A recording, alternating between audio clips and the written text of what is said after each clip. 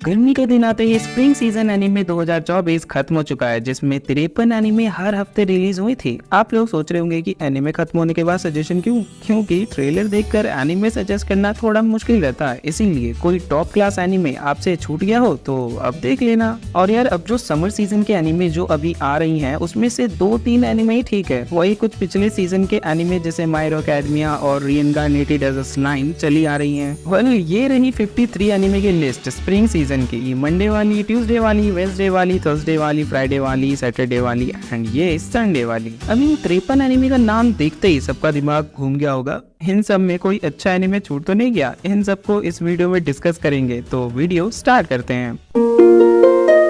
पहले कुछ top class anime जो देखना बिल्कुल जरूरी है, जैसे माय हीरो एकेडमिया का season 7, demon slayer Hashira training arc, jobless reincarnation season 2 का पार्ट 2। डीमन स्लेयर की अगली मूवी फरवरी या मार्च में आएगी। इसका पिछले मूवी के रिलीज डेट के ट्रैक को देखते हुए माय हीरो एकेडमिया अब तक चल रही है, तो डेकू की फाइट देखना मत भूलना। जॉबलेस रीइंकार्नेशन की दुख भरी कहानी अब क्या ही सुनाऊं, खुद देख लो यार। हम एक नजर बाकी के एनिमे पर भी डाल लेते हैं। That time I got reincarnated as a slime का सीजन 3। इसको भी टॉप क्लास ही कहना चाहिए, पर पता नहीं ये एनिमे इतना अंडररेटेड क्यों है। ये एक इसेकाई एनिमे है जो मेरा तो इसेकाई में फेवरेट है, पर पता नहीं इसका नाम इतना ज्यादा क्यों नहीं है। लोगों को लगता है हीरो तो स्लाइम है, तो उनके लिए एक ही बात, एपिसोड 9 तक देखो, हीरो को ह्यूमन बॉडी भी मिल जाता है। इसके बाद अगली प्रॉब्लम एक्शन वैसा नहीं है, तो उसके लिए एपिसोड 15 के बाद मिलेगा। और सीजन 2 में एपिसोड 13 के बाद वो भी टॉप क्लास। अब जिसे चाहिए नारुतो या अटैक ऑन टाइटन के लेवल का, तो फिर सीजन 4 तक रुको, कहानी और एक्शन दोनों गॉड लेवल तक पहुंच जाएगा। मैं इसके नॉवल का वॉल्यूम 19 तक पढ़ चुका हूं, जो सीजन 5 तक कवर करता है। यार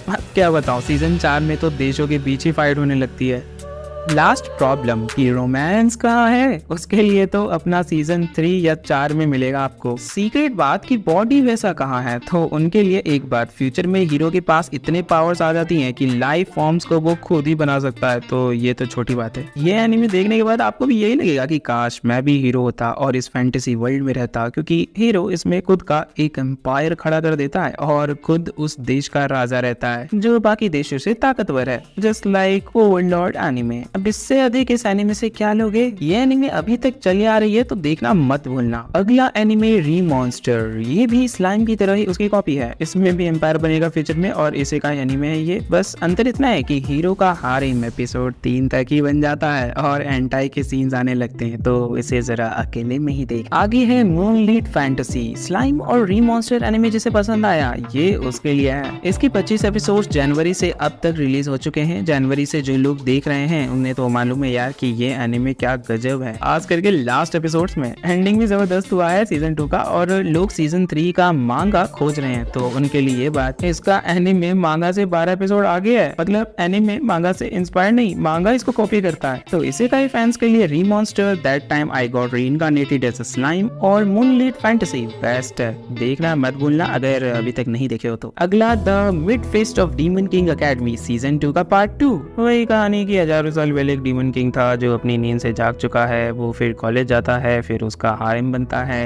यार एक ही कहानी कितनी बार। अगला the irregular of magic high school का सीजन 3। इसमें साल 2095 की कहानी दिखाई गई है। हीरो पावरफुल रहता है और फ्यूचरिस्टिक दुनिया दिखाई जाती है, इसको तो जरूर देखना। अगली 2 इसेकाई एनिमे है। As a reincarnated aristocrat I will use my appraisal skill, और I was reincarnated as the 7th prince.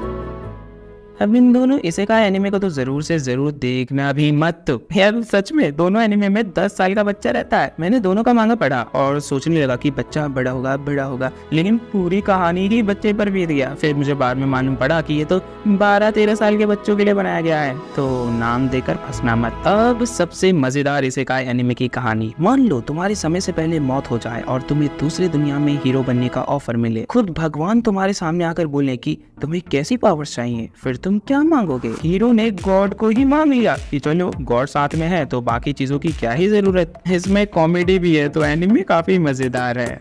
अब कुछ ओवर पावर्ड एनिमे स्वॉर्ड के साथ मैजिक जो मुझे काफी पसंद आए। Chilling in another world with level 2 super cheat powers, unnamed memory and arch demon dilemma, how to love your elf bride, the banished former hero lives as he pleases. इन चारों में हीरो ओवर पावर्ड रहता है और दुनिया के लिए hero बनता है, बस आरके डीमन को छोड़कर, जिसमें वो तो डीमन किंग टाइप का है। तीनों में हीरो की वाइफ एपिसोड 1 या 2 से आ जाएगी, तो रोमांस की इन सब में कोई कमी नहीं है और एक्शन तो है ही। बस बैनिश्ड हीरो में रोमांस जरा देरी से शुरू होगा, क्योंकि हीरो को अभी प्रपोज भी करना है, वरना लड़की तो साथ में है ही। एडवेंचर में फिर भी रोमांस दिखेगा जरूर। अब जिसे स्पाई के रोमांस पसंद है तो उनके लिए मिशन यूज़ाकुरा फैमिली, जिसे भी स्पाई एक्स फैमिली पसंद है तो वो एनीमे उनके लिए, मतलब ये उन्हीं के लिए है। इसमें हीरो की लड़की से शादी हो जाती है और उसे मालूम पड़ता है कि लड़की का परिवार तो उस देश के सबसे बड़े जासूसों वाले परिवारों से है, और रोमांस के साथ एक्शन कॉम्बो फ्री तो है ही। खुशखबरी ये कि इस एनीमे के 25 एपिसोड्स हैं जो अभी तक चल रही हैं, जिसके सिर्फ 15 एपिसोड्स ही आई हैं। अगला एनीमे डेट अ लाइफ का सीजन 5,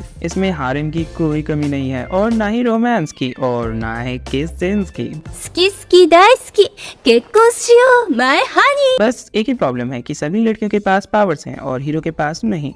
मतलब यार गजब है, बस भागते फिरो। इसमें हीरो का जॉब रहता है पावरफुल लड़कियों को काबू करना, ताकि दुनिया बची रहे। सीजन में नई लड़कियां आती रहेंगी और कहानी बढ़ती रहेगी, just like 100 girlfriends who really really loves you की तरह, जिसका सीजन 2 कंफर्म हो चुका है, बस रिलीज डेट नहीं आया है। वेल तो कंफर्म क्या हुआ है, इस पर मैंने एक अलग से वीडियो बना रखी है, you can check that out. Last में गॉड्स गेम वी प्ले, इसमें जरा नई कहानी है। भगवान लोग बोर हो गए हैं तो इंसानों से गेम खेलने लगे, जीते पर इनाम मिलेगा, बस यही है। आज तक का कोई भी 10 गेम्स नहीं जीत पाया। देखो हीरो के पास क्या क्या है। मतलब ये मुझे सजेस्ट करना चाहिए कि नहीं, मुझे नहीं मालूम, बट फिर भी नाम है grandpa and grandma turn young again. ये स्लाइस ऑफ लाइफ एनिमे है जिसमें एक बूढ़े कपल फिर से जवान हो जाते हैं जो अपनी लाइफ जीते हैं। ये एनिमे बहुतों को शायद पसंद ना आए, पर कभी कभी एक्शन या एडवेंचर से दूर शांति से बैठकर जीवन को जीने का मजा लेना चाहिए। कहानी पूरी तरह से जापान के बूढ़ों से ली गई है जो अकेले रहते हैं और उनकी जिंदगी किसी तरह बीत रही है बोरिंग सी। स्कूल लाइफ, मैरिड लाइफ और पेरेंट की लाइफ पर तो एनिमे में दिखाई जाती है, पर कभी भी बूढ़े लोगों पर कोई फिल्म या एनिमे नहीं बनता।